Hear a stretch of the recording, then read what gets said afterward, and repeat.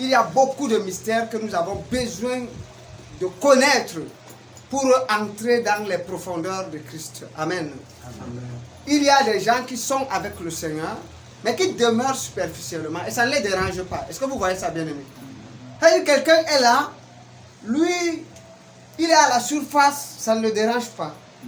Mais cependant, il y a des chrétiens qui veulent entrer, qui veulent découvrir les profondeurs de Christ. Amen. Amen.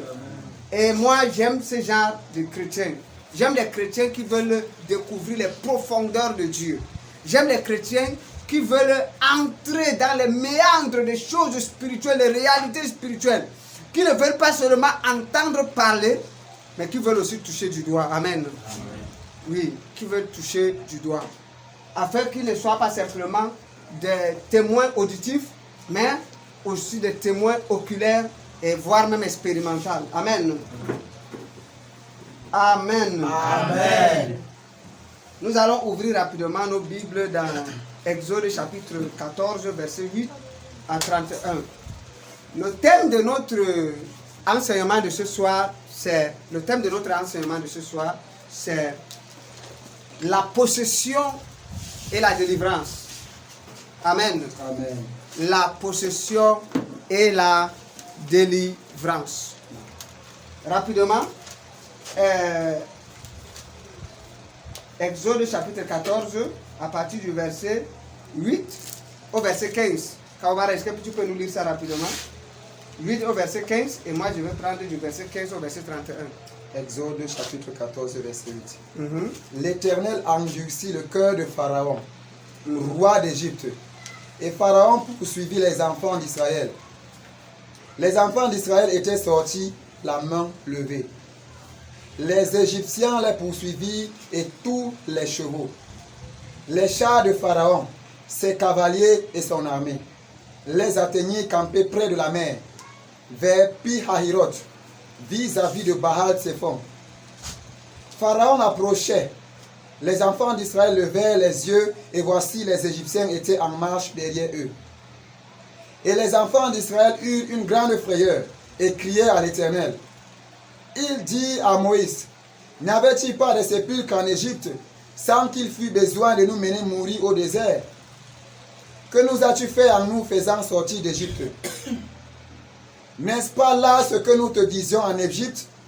Laisse-nous servir les Égyptiens, car nous aimons mieux servir les Égyptiens que de mourir au désert. Moïse répondit au peuple, ne craignez rien, restez en place, et regardez la délivrance que l'Éternel va vous accorder en ce jour. Car les Égyptiens que vous voyez aujourd'hui, vous ne les verrez plus jamais. L'Éternel combattra pour vous, et vous gardez le silence. L'Éternel dit à Moïse, pourquoi ces cris? Parle aux enfants d'Israël et qu'ils marchent. Toi, lève ta verge et tends ta main sur la mer et fends-la. Et les enfants d'Israël entreront au milieu de la mer à sec. Et moi, je vais endurcir le cœur des Égyptiens pour qu'ils y entrent après eux. Et Pharaon et toute son armée, ses chars et ses cavaliers feront éclater ma gloire. Et les Égyptiens sauront que je suis l'Éternel. Quand Pharaon, ses chars et ses cavaliers auront fait éclater ma gloire, l'ange de Dieu qui allait devant le camp d'Israël partit et alla derrière eux, et la colonne de nuée qui les précédait partit et s'éteint derrière eux. Elle se plaça entre le camp des Égyptiens et le camp d'Israël. Cette nuée était ténébreuse. D'un côté et de l'autre, elle éclairait la nuit. Et les deux camps n'approchèrent point l'un de l'autre pendant toute la nuit. Moïse étendit sa main sur la mer et l'Éternel refoula la mer par un vent d'Orient qui souffla avec impétuosité toute la nuit et mit la mer à sec et les eaux se fendirent. Les enfants d'Israël entrèrent au milieu de la mer à sec et les eaux formaient comme une muraille à leur droite et à leur gauche. Les Égyptiens les poursuivirent et tous les chevaux de Pharaon, ses chars et ses cavaliers entrèrent après eux au milieu de la mer. À la veille du matin, l'Éternel de la colonne de feu et de nuée regarda le camp des Égyptiens et mit en désordre le camp des Égyptiens. Il ôta les roues de leurs chars et en rendit la marche difficile. Les Égyptiens disent alors: fuyons devant Israël, car l'Éternel combat pour lui contre les Égyptiens. L'Éternel dit à Moïse: étends ta main sur la mer, et les eaux reviendront sur les Égyptiens, sur leurs chars et sur leurs cavaliers. Moïse étendit sa main sur la mer, et vers le matin, la mer reprit son impétuosité, et les Égyptiens s'enfuirent à son approche. Mais l'Éternel précipita les Égyptiens au milieu de la mer. Les eaux revinrent et couvrirent les chars, les cavaliers et toute l'armée de Pharaon qui était entrée dans la mer après les enfants d'Israël, et il n'en échappa pas un seul. Mais les enfants d'Israël marchèrent à sec au milieu de la mer, et les eaux formaient comme une muraille à leur droite et à leur gauche.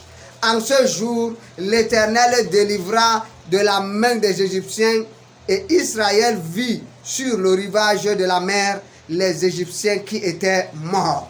Israël vit la main puissante de l'Éternel qui dirigeait contre les Égyptiens, et le peuple craignait l'Éternel, et il crut en l'Éternel et en Moïse son serviteur.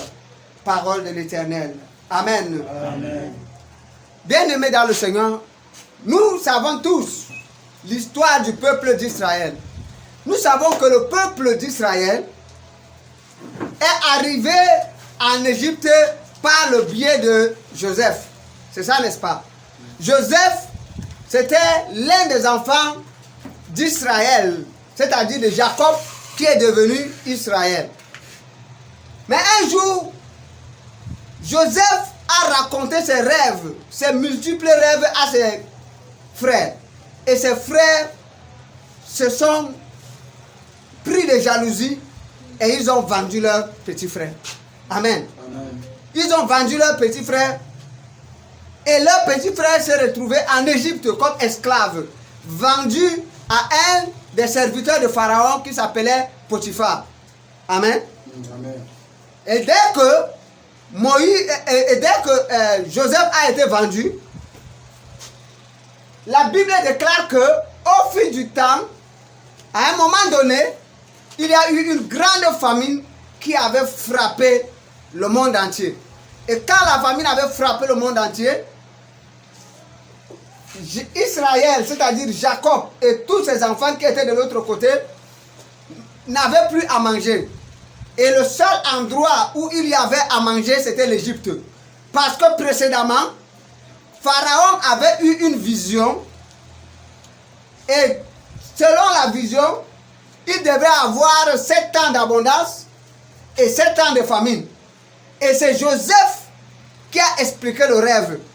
Et il a mis sur pied un système économique, un système bancaire qui a amené l'Égypte à garder une grande réserve alimentaire sur toute son étendue. Ils ont construit des grands magasins. Amen. Amen. Et ils ont gardé. Et là, quand Joseph est arrivé en Égypte, il était esclave. Mais par la grâce de Dieu, et comme Dieu avait dans son plan initial de sauver le peuple d'Israël de la famine, parce que si Joseph ne se retrouvait pas en Égypte, pendant cette période, les enfants d'Israël allaient tous mourir. Mais Dieu a fait en sorte que Joseph les précède là-bas pour aller préparer un plan afin que les enfants d'Israël trouvent à manger pendant cette période de vaches maigres. Amen. Amen. Et voilà que les enfants d'Israël, effectivement, se sont retrouvés en Égypte pour acheter à manger.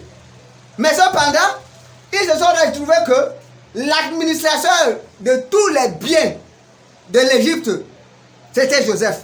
Joseph était nommé comme premier ministre et surintendant de toute l'Égypte.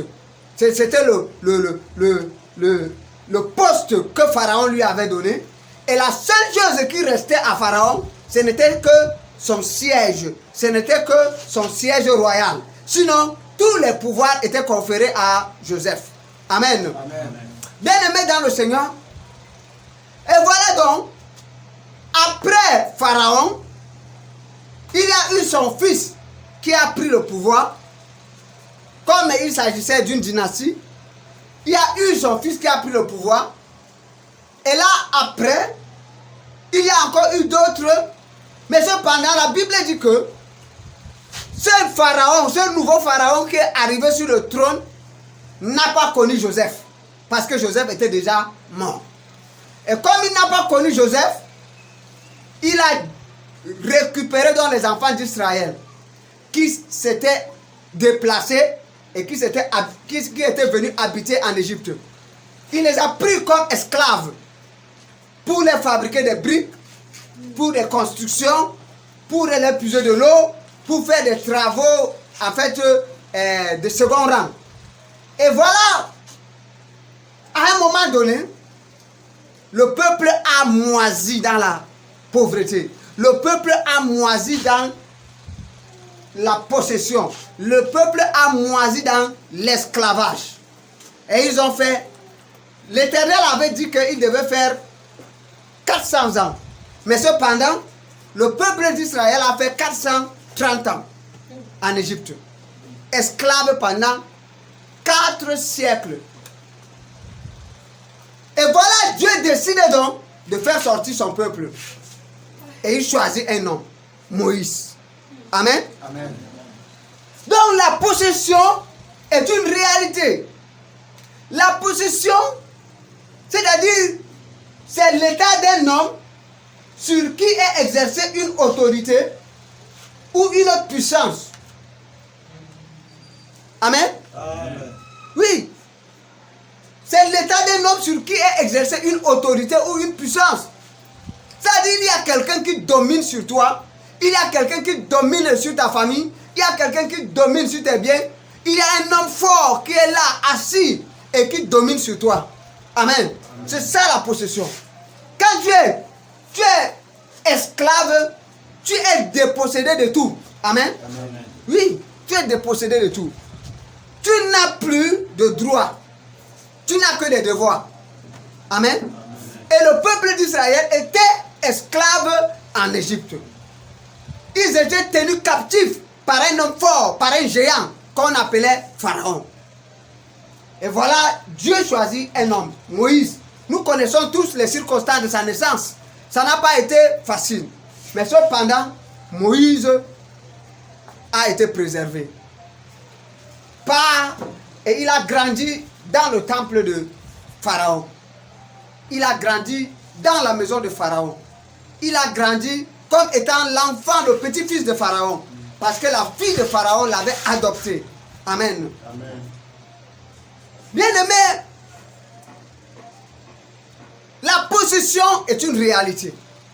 Pour les enfants d'Israël, c'était une possession physique. Ils étaient esclaves physiquement. Comme les Noirs également furent des esclaves pendant la traite négrière. On les a déportés dans les pays comme l'Amérique pour aller cultiver la canne à sucre, cultiver les plantations. Également, le peuple d'Israël a été aussi esclave physique. Leurs bourreaux les maltraitaient physiquement. Amen. Amen. Oui. Il y a une certaine similitude entre l'histoire des Noirs et l'histoire du peuple d'Israël. Il y a une certaine similitude. Vous allez vous rendre compte que les mêmes choses que le peuple noir ont vécu, le peuple d'Israël a également vécu. Amen. Amen. Mais cependant, aujourd'hui aussi, nous pouvons constater que beaucoup de gens sont esclaves. Jésus a dit que vous êtes des esclaves. Amen. Amen. Mais les enfants d'Israël n'ont pas accepté ça. Dans Jean chapitre 8, il y a eu une vive discussion entre Jésus et les Juifs. Ils ont dit que tu mens. Nous ne fûmes jamais esclaves de personne. Jésus a dit, ok, Vous avez, je n'entre même pas dans les détails. Parce que s'il fallait que j'entre dans les détails, vous avez été esclave des Amoréens, vous avez été esclave des Égyptiens, vous avez été esclave des Cananéens, vous avez été esclave de plusieurs pays, vous avez été esclave même de tout là, de Nebuchadnezzar. Hein? Oui, Babylone. Amen. Amen. Mais je n'entre même pas dans ces détails. Quand vous dites que vous n'avez jamais été esclave de personne, moi je veux donc vous dire une chose.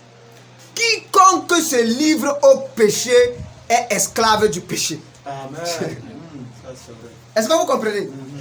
Donc, la chose qui te domine, sache que tu es esclave de la chose.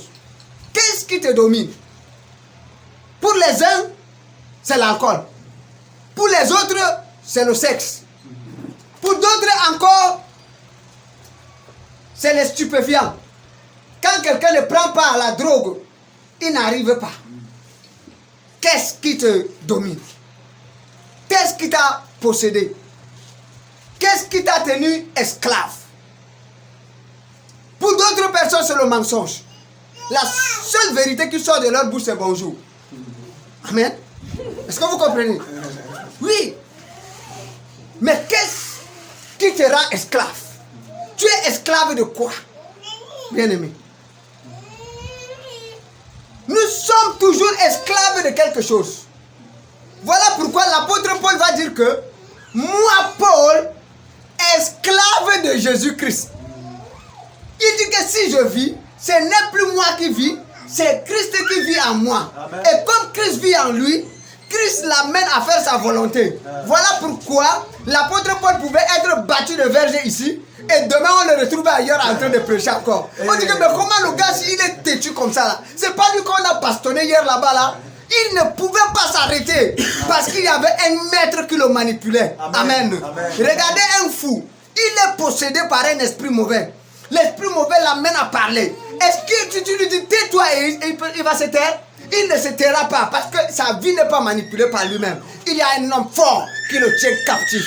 Amen. Amen. Et si, en tant que des chrétiens, nous avons aussi notre Seigneur Jésus-Christ comme notre maître et nous soumettons à lui, nous sommes esclaves, bien-aimés dans le Seigneur, nous allons faire sa volonté.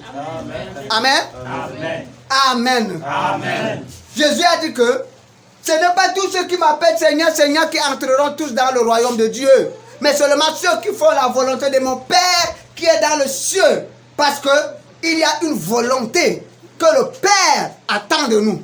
Amen. Amen. Si nous sommes des enfants de Dieu, soyons véritablement des enfants dignes, produisons des fruits qui ressemblent aux fruits de notre Père. Amen. Amen. Mais pour les enfants d'Israël, c'était une possession physique. L'ennemi les avait possédés pour dire que vous n'allez pas faire ce que vous voulez. Mais cependant, Dieu se rend compte que pendant les 430 ans, son peuple est esclave. Et son peuple n'arrive pas à l'adorer. Dieu veut donc maintenant que son peuple soit délivré. Amen. Amen. Son peuple soit délivré. Il soit délivré. Qu'il ne soit plus manipulé par les Égyptiens. Lui-même, il veut que son peuple devienne esclave de lui-même. Parce qu'en fait, c'est ça l'adoration. L'adoration, c'est devenir esclave de Dieu. Amen. L'adoration, c'est obéir à Dieu. La première fois où le mot adoration a été mentionné dans la Bible, c'est quand Abraham partait offrir Isaac. Il partait obéir à Dieu. Il partait obéir à la volonté de Dieu. C'est ça, n'est-ce pas? Amen. Donc, bien aimé, sachez que l'adoration, c'est l'obéissance à Dieu. Amen. Amen. L'adoration, c'est l'obéissance à Dieu. Et voilà pourquoi Dieu voulait donc que le peuple d'Israël commence à lui obéir. Amen. Amen. Il voulait que le peuple d'Israël commence à lui obéir. Que le peuple d'Israël commence à l'adorer. Parce que c'est ça le but premier. Il a dit que je veux que mon peuple quitte pour qu'il aille m'adorer. Pour qu'il aille faire ma volonté. Amen. Amen. Amen. Amen. Oui, bien aimé. Voilà donc la nécessité de la délivrance. Dieu, par sa main puissante, a utilisé toutes les méthodes fortes. Finalement, Pharaon décide de libérer le peuple d'Israël. Dès que le peuple d'Israël est libéré, quelque temps après, le même Dieu revient endurcir le cœur de Pharaon. Et Pharaon commence à regretter pourquoi il a libéré le peuple d'Israël. Et il dit non. Il convoque maintenant son armée. Poursuivons le peuple d'Israël et ramenons-les. Sinon, qui va encore laver les assiettes chez nous? Qui va encore nous faire des briques? Qui va encore puiser de l'eau? Nous les avons libérés. Qui va donc faire ces tâches-là? Ils ont poursuivi le peuple. Quand ils ont poursuivi le peuple, la Bible dit qu'ils sont venus trouver le peuple au bord de la mer Rouge. Le peuple regarde derrière. Il y a le peuple égyptien qui est là, l'armée égyptienne qui est là. Il regarde devant, il y a la mer Rouge qui est là. Il regarde en haut, il ne voit rien. Amen. Amen. Bien aimés, ils étaient accablés. Ils ne savaient plus à quel sort se vouer. Et ils ont commencé, comme nous n'avons, devant il n'y a rien, derrière c'est la menace, devant c'est la menace, en haut il n'y a rien. Maintenant c'est toi Moïse, c'est toi qui nous as amenés ici. Ils se sont tous jetés sur Moïse. Pourquoi? C'est pour cela qu'au verset 12, vous allez voir. Elle dit que nous sommes contents. On t'a dit Moïse, ta folie là. Pardon, laisse-nous hors de ça. Nous, on est fiers de servir les Égyptiens. Toi, tu nous as dit de sortir. Donc maintenant, c'est mieux si on nous enterrait même en Égypte là-bas que de nous enterrer au désert. Moïse, même notre cadavre, tu n'as pas pitié. Laisse-nous même, on nous enterre en Égypte. Étant esclaves, même quand on nous enterre là-bas. Mais toi, maintenant tu veux que c'est les oiseaux qui mangent nos cadavres ici dans le désert-ci. Moïse regarde. Moïse lève les yeux vers le ciel. Moïse crie à Dieu. Et Dieu lui dit, Moïse, qu'est-ce que tu as en main? La verge. Il dit, étends ça. Étends ça sur la mer. Étends. Et il étendit le bateau. Et la Bible dit que Dieu souffla un vent impétueux toute la nuit.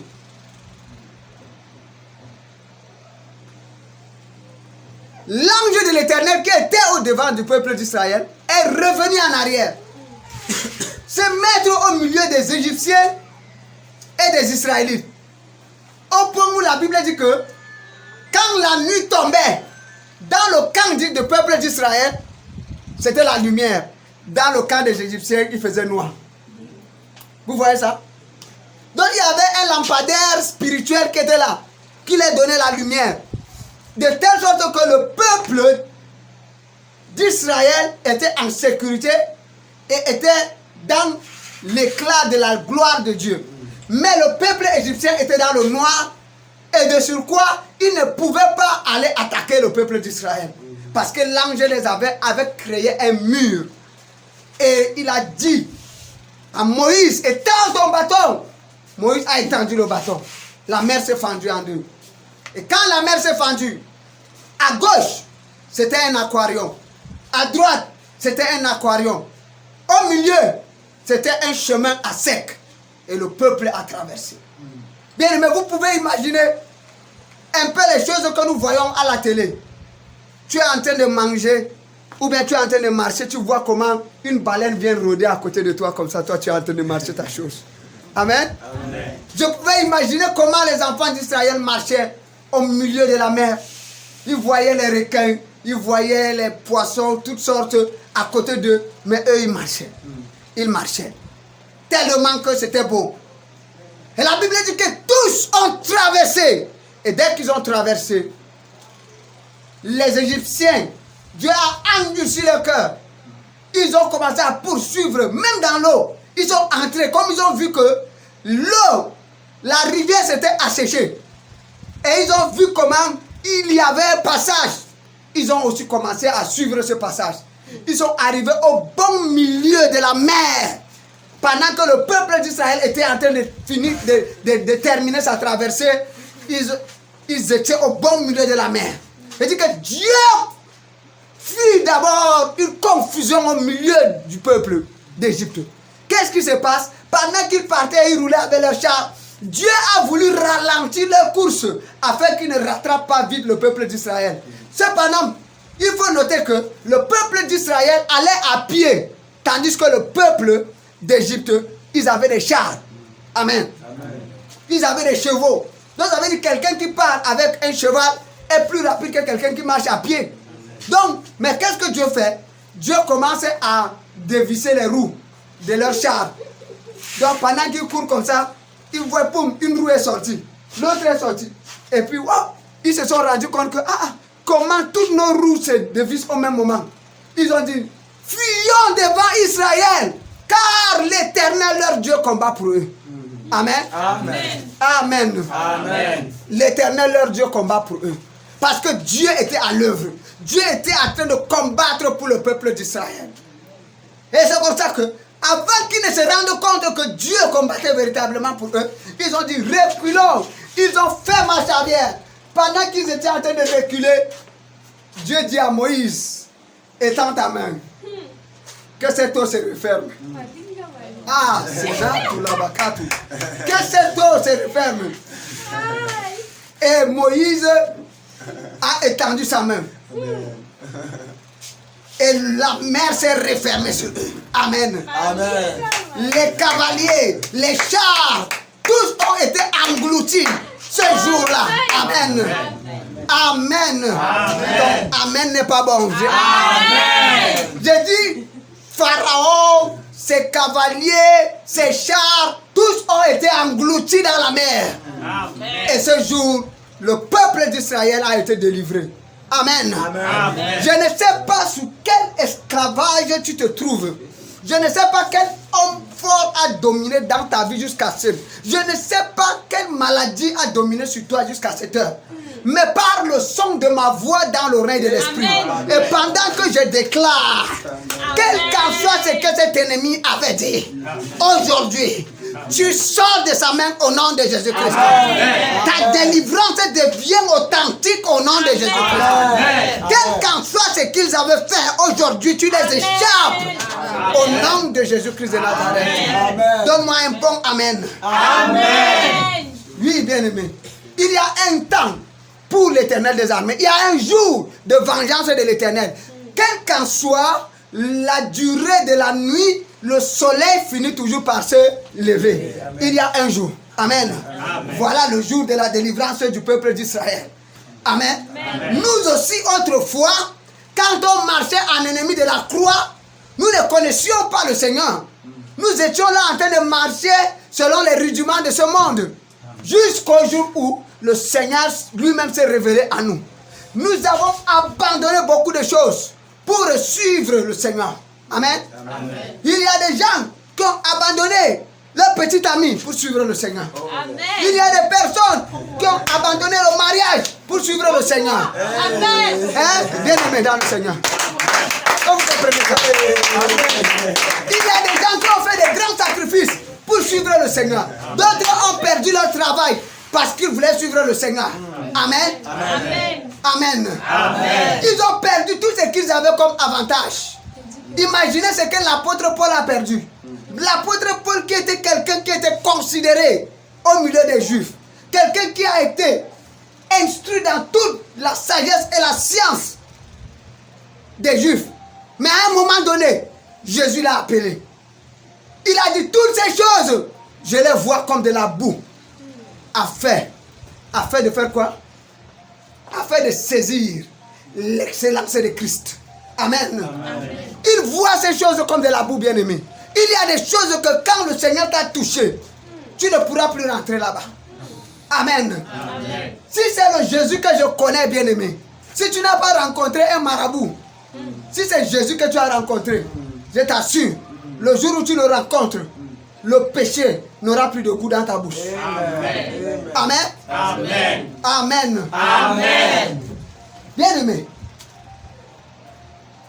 aujourd'hui aussi, nous avons besoin de plusieurs types de délivrance dans nos vies. Amen. Amen. Il y a des gens qui sont dans la pauvreté.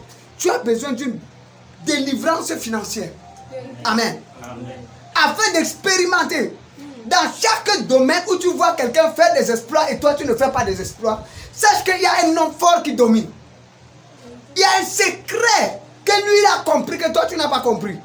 Amen. Amen. Est-ce que tu comprends? Oui. Il y a un secret. Si c'est que toi, tu cultives, ton voisin est à côté, il cultive, vous recevez les mêmes quantités de pluie, vous avez les mêmes superficies, mais chaque année lui il récolte, toi tu ne récoltes pas. Il y a quelque chose qu'il a compris que toi tu n'as pas compris. Amen. Tu comprends? Il y a quelque chose qu'il a compris que toi tu n'as pas compris. Amen. Amen. Et si toi tu as compris et que lui il a aussi compris et que vous ne récoltez pas la même chose, sache que c'est lui qui prend ça. Amen. Il y a quelque chose. Amen. Amen. Il y a quelque chose toujours. Ça veut dire que physiquement vous faites la même chose, mais spirituellement il est en avance par rapport à toi. Amen. Amen. Amen. Amen. Oui. Mais aujourd'hui, nous allons mettre fin à ça au nom de Jésus-Christ. Amen. Quel qu'en soit le temps que cela a mis dans ta vie aujourd'hui, je crois par la puissance de l'Éternel des armées que cela va s'arrêter au nom de Jésus. Amen. Amen. Comment savoir qu'on est contrôlé par un esprit ou qu'on est possédé? Amen. Amen. Les 10 indications qui prouvent que tu es sous une possession démoniaque ou sous une influence d'un esprit quelconque. La première des choses, le 1, c'est le manque de repos intérieur. Est-ce que dans ta vie tu manques de repos? Est-ce que tu manques de paix? Est-ce que quand tu restes chaque jour, tu es là seulement dans les lamentations, les pleurs? Tu n'as pas de paix intérieure. Tu es agité. Tes nuits sont agitées. Sache qu'il y a quelque chose qui ne va pas dans ta vie. Amen. Amen. 2.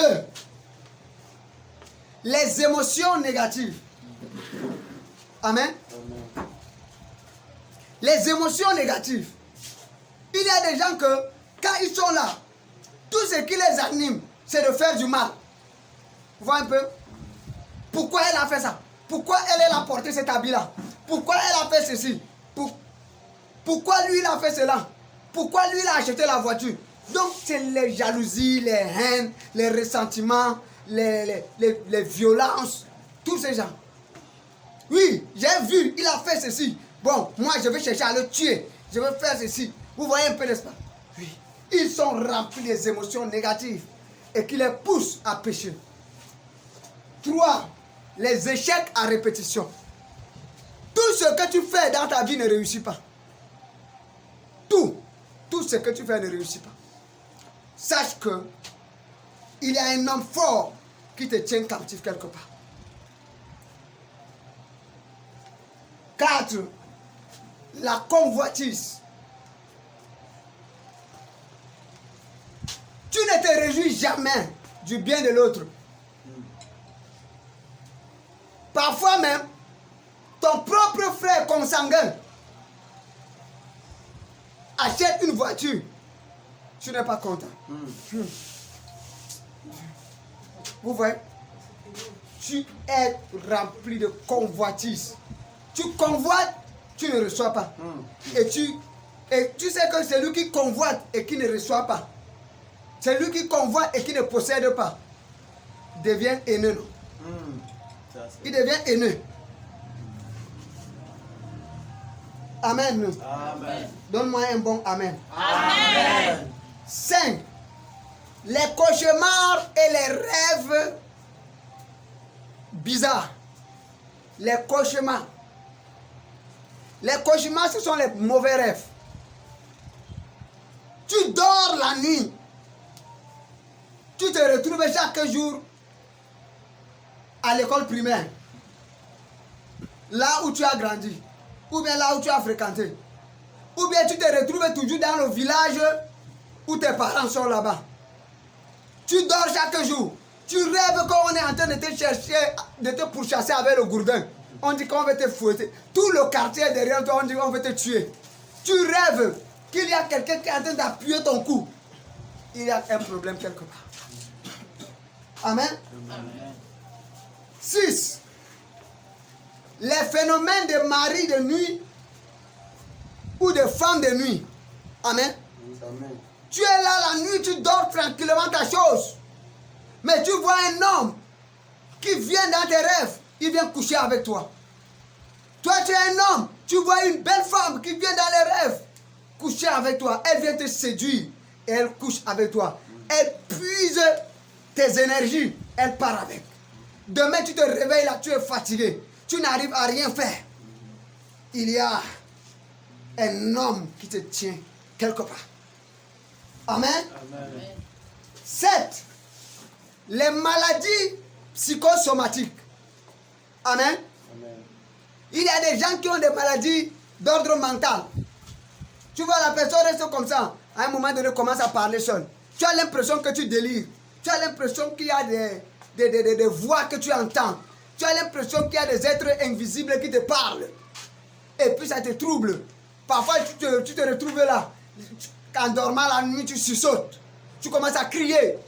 Quand tu as des choses comme ça, sache que tu es possédé. Amen. Amen. Amen. Les comportements antisociaux. Amen. Les comportements antisociaux. Ça, c'est le 8. 8. Les comportements antisociaux. Il y a des hommes qui ne veulent que coucher avec les animaux. Oui, il y a des hommes qui ne veulent que coucher avec les animaux. Donc pour eux, ils ne prennent de plaisir qu'avec les animaux. Leurs chiens à la maison, ils ne laissent pas. Leurs chèvres, ils ne laissent pas. Tout à la maison, ils ne laissent pas. Est-ce que vous voyez ça? Il y a des hommes mariés qui ne veulent jamais coucher normalement avec leurs femmes. Ils veulent seulement passer tout le temps à sodomiser leurs femmes. Voilà la voie normale. Il dit que non, moi je ne veux pas, je veux l'anus. Tu lui dis que non, tu ne veux pas, il dit que c'est là-bas que lui il veut. Et la femme est là, elle souffre dans un tel foyer avec un homme qui ne veut jamais coucher avec elle par voie normale. Vous voyez un peu? Il y a des gens qui souffrent ici dehors, bien aimés. Vous comprenez?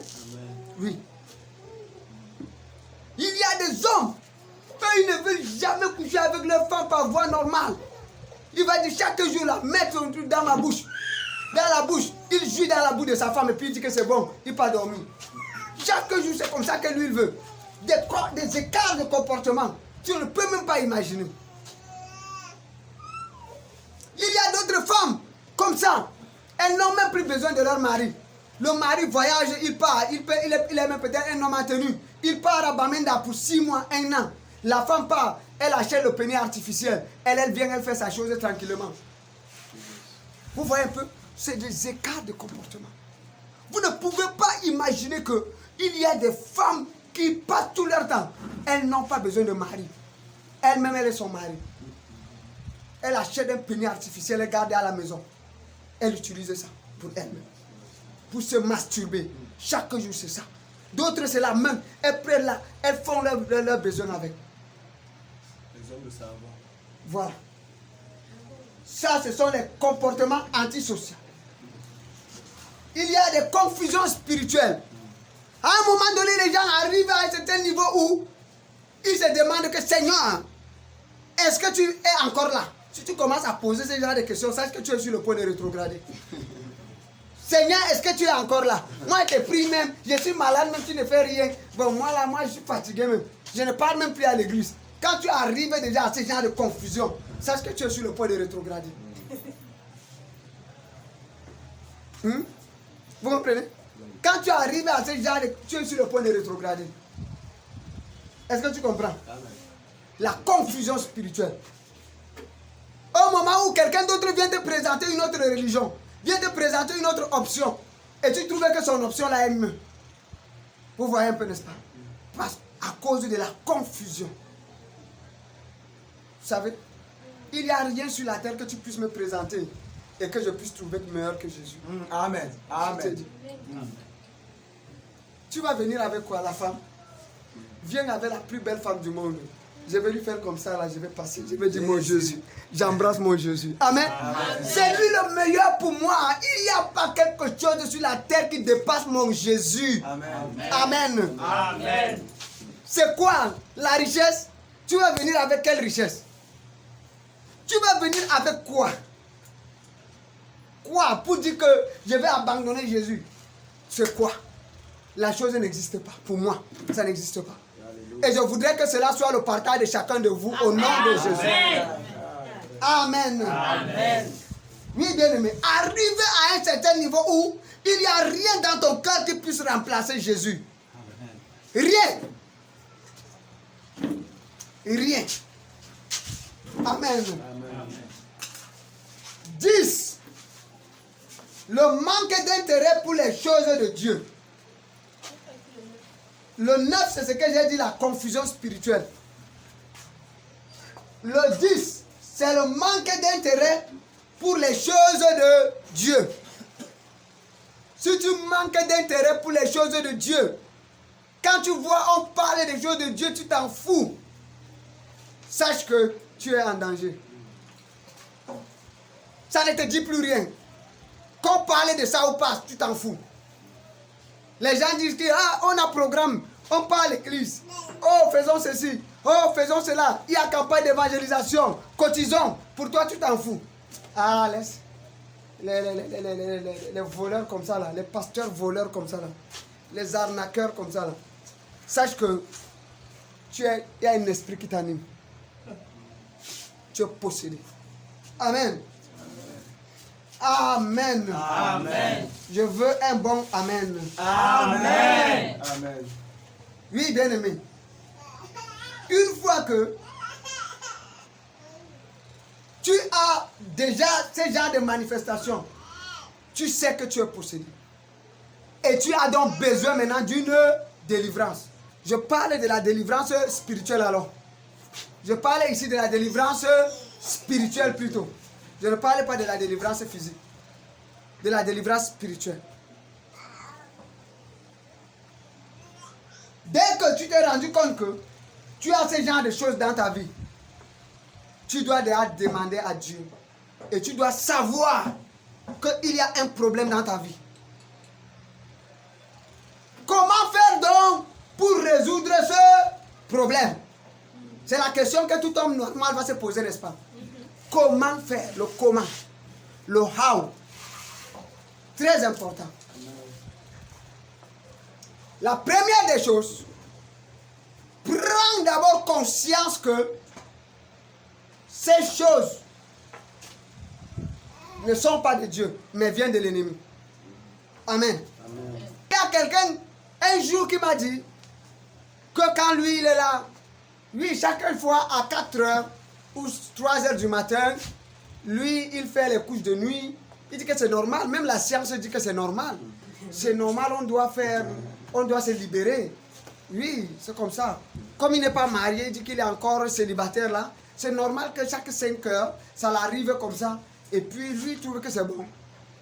Vous voyez, une telle personne n'a pas besoin de délivrance. Ou du moins, ne peut pas être délivrée. Parce que Jésus a dit que quoi? Venez à moi, vous tous qui êtes fatigués et chargés, et je vous donnerai du repos. Toi, tu trouves que tu n'es pas fatigué. Tu ne sais même pas que tu es chargé. Or, Jésus donne le repos à ceux qui sont chargés et qui sont fatigués. Ils viennent, décharge-moi de mon fardeau. C'est là où Jésus décharge. Amen. Amen. Donc, dès que tu reconnais déjà que cette semence vient de l'ennemi, la deuxième des choses, tu pars vers un pasteur qui fait dans la délivrance. Amen. Amen. Tu pars vers un pasteur qui fait dans la délivrance. Amen. Tu contactes un pasteur. qui va donc t'aider. Et le pasteur, à son tour, va faire avec toi ce qu'on appelle la cure d'âme. Il y a un certain nombre de questions qu'il va te poser pour connaître l'antécédent de ta vie. Pour connaître un certain nombre de choses liées à ta famille, liées à ta vie sentimentale, liées à ta vie de couple. Et à base de cela, il va sortir donc un rapport clair permettant de prier de manière ciblée pour t'arracher de cet homme fort. Amen. Amen. Et dès que la cure d'âme est posée, il va donc te passer de manière systématique à une prière de délivrance, une prière dite de délivrance. Amen. Amen. Je ne t'ai pas dit à l'exorcisme, j'ai dit la délivrance. La délivrance est différente de l'exorcisme. J'ai dit qu'il va te faire passer à une prière de délivrance. Amen. Amen.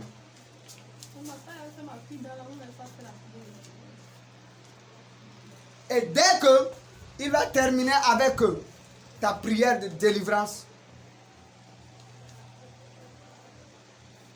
tu vas constater un changement. Amen. Amen. Amen.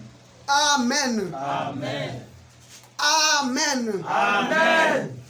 Que le Seigneur te sorte de tout esclavage au nom de Jésus-Christ. Amen. Ce dimanche, c'est un dimanche de délivrance au nom de Jésus. Amen. Je proclame dans ta famille, quiconque était sous le joug de l'esclavage, que cette personne sorte maintenant au nom de Jésus. Amen. Amen. Amen. Ton amen n'est pas bon. Amen.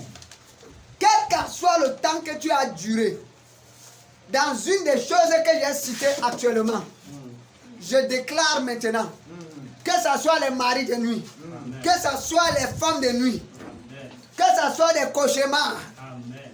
tu sortes de là au nom de Jésus. Amen. Que le Seigneur te libère au nom de Jésus-Christ. Amen. Par le son de ma voix dans l'oreille de l'Esprit. Amen. Je déclare que tu sortes de là. Amen. Je coupe la main de tout ennemi contre ta vie. Amen. Je coupe la main de tout ennemi contre ta destinée. Amen. Je coupe la main de l'ennemi contre tes affaires. Amen. Je coupe la main de l'ennemi contre ta famille. Amen. Et je déclare qu'à compter de maintenant, tu commences à prospérer. Amen. Tu commences à prospérer. Amen. Je suis en train de parler à quelqu'un. Amen. J'ai dit ce soir, tu commences à prospérer. Amen. Ce soir, tu commences à réaliser des choses que tu ne réalisais pas. Amen. Que le Seigneur te sorte de la main de Pharaon. Amen. Tout géant qui avait retenu ta vie en captivité, ce soir te libère au nom de Jésus. Amen. Amen. Amen.